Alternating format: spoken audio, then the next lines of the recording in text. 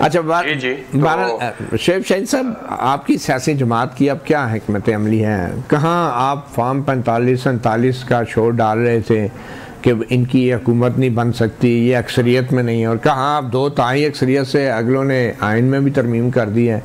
अब आप क्या वो फॉर्म 45-47 के बयानिए का क्या हुआ?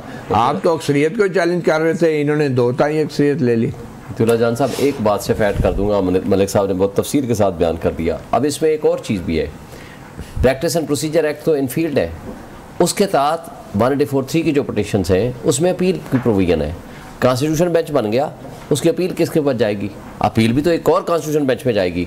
और फर्ज करो 5 मेंबर मिनिमम होने हैं, आपने कॉन्स्टिट्यूशन बेंच में रखने हैं, उसकी अपील जो है कम से कम 7 मेंबर बनाएंगे ना। लेकिन 7 और 5 प्रोसीजर एक्ट तो खत्म हो गया ना। नहीं खत्म, अब आइन में एक चीज लाइटली तो नहीं खत्म कर सकेंगे ना, अनटिल अनलेस रिपील हो जाए।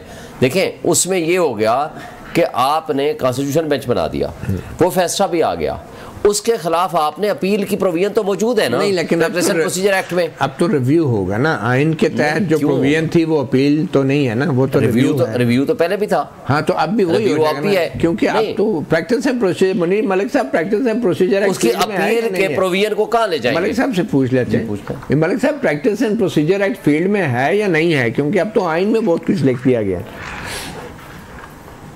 नहीं, कुछ उसका हिस्सा है, कुछ नहीं है। जैसे प्रैक्टिस एंड प्रोसीजर एक्ट में सारी बेंचेस जो है 3 मेंबर कमेटी बनाती थी, इसमें कॉन्स्टिट्यूशनल बेंचेस जो है जुडिशियल कमीशन बनाएगी, तो to that extent it stands repealed. लेकिन रिपील है मलिक साहब, प्रैक्टिस एंड प्रोसीजर एक्ट जो है वो तो था ही 184(3) शिक 184(3) के लिए था, तो अब तो वो शिक 184(3) के लिए ही तो कॉन्स्टिट्यूशनल बेंचेस बना दिए गए। 185 में भी है जो question substantial question of practice and procedure act में, जहां तक मुझे याद पड़ता है, तमाम बेंचेस जो हैं मास्टर ऑफ द रोल्स का कॉन्सेप्ट खत्म कर दिया गया था। चीफ जस्टिस कॉन्स्टिट्यूशनल जहां क्वेश्चन, मलिक साहब जहां कॉन्स्टिट्यूशनल क्वेश्चन जो बेंचेस बनाती थी वो जाना था 185 के हो या 184 के हो। चीजें जो आइन में आ गई हैं उसमें तो प्रैक्टिस वो 5 मेंबर बेंच के पास जाना था। वो प्रैक्टिस एंड प्रोसीजर एक्ट में 5 मेंबर बेंच के पास जाना था। लेकिन अब जो आइन में चीजें मलिक साहब, उसमें एक और बात है, वो ये है कि अपील की प्रोविजन है वहां, उस अपील के प्रोविजन को अनटिल अनलेस वो रिपील ना हो जाए, वो अपील के प्रोविजन तो बाकी रहेगी, क्योंकि उसको तो किसी जगह पे नहीं छेड़ा इस आईनी तरमीम ने। जी ये पता नहीं किसने ड्राफ्ट किया है ये अमेंडमेंट बिल।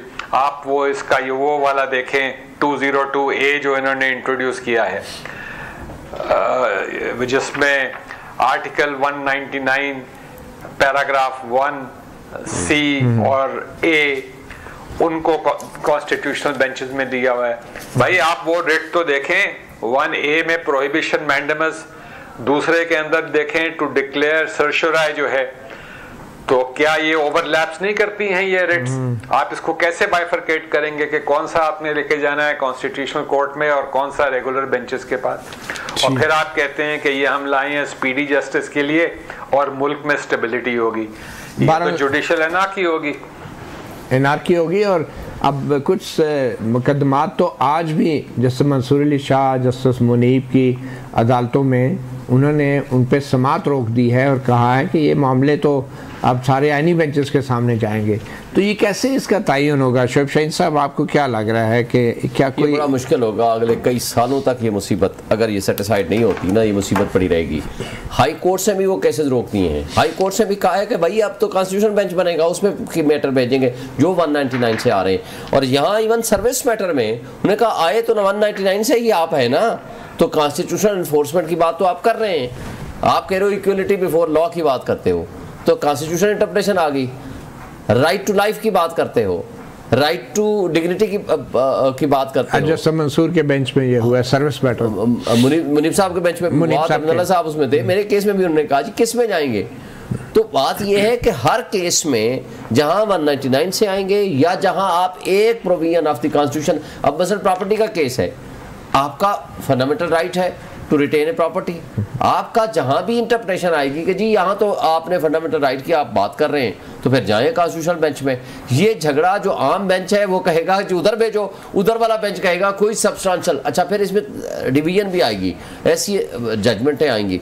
एक जज कहेगा कि नहीं इसमें कुछ substantial question of interpretation of constitution involve नहीं है, दूसरा जज कह देगा कि नहीं ये इसमें चूंकि क्वेश्चन ऑफ एक पैरा लिखा हुआ है लिहाजा ये केस मैटर उधर भेज दिया जाए। सारे जज अगर आपने कॉन्स्टिट्यूशनल बेंच में बैठाने हैं तो फिर बाकी जजेस कौन सा क्या करेगा? ये सिवाय तकसीम करने के, सिवाय फ्रॉड करने के, सिवाय बेईमानी के इस पर कुछ भी नहीं है।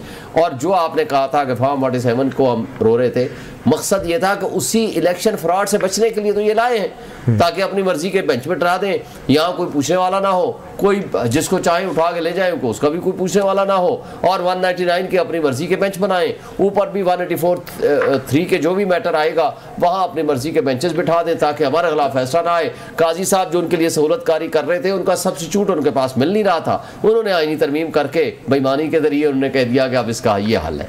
अब इसके अलावा इन शॉर्टेस्ट पॉसिबल टाइम और कुछ भी नहीं है। और एक इसके ज़रिए जो सबसे बड़ा मुश्किल होगा, हर जज अब गवर्नमेंट को इसका मतलब है प्लीज़ करने की कोशिश करेगा। अगर जो इंडिपेंडेंट फैसला करेगा उसका अशर वही होगा जो आप देख रहे हैं।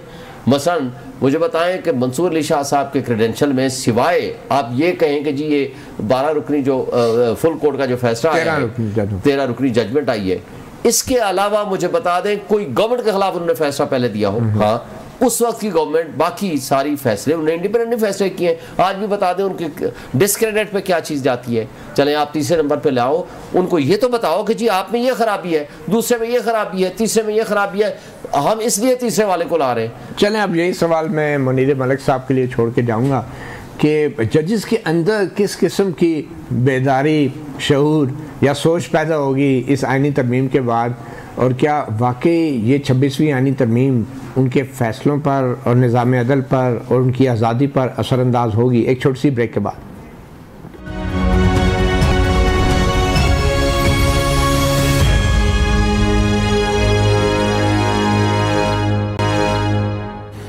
वेलकम बैक सहाफ़ी प्रोग्राम में। मलिक साहब ये बताएं कि क्या सोच पैदा होगी जजों में? कोई आईनी बेंच जाना चाहेगा, कोई नहीं जाना चाहेगा, कोई चीफ़ जस्टिस बनना चाहेगा।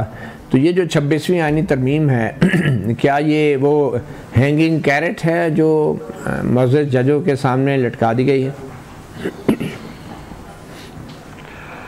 देखें मती, सवाल ये है कि हर जज एक हल्फ उठाता है, अगर वो ईमानदारी से अपने हल्फ पे कायम रहे तो फिर तो कोई मसला नहीं है। लेकिन माजी में हमने देखा है कि सिर्फ एक हल्फ नहीं, 3 हल्फ भी हुए हैं। एक पीसीओ का हल्फ भी हुआ है, एक आइन का हल्फ भी हुआ है, उसके बाद फिर आइन का हल्फ हुआ है, और ये भी कहा है कि जस्टिफाई भी किया है दूसरा हल्फ लेना पीसीओ का जो हल्फ था।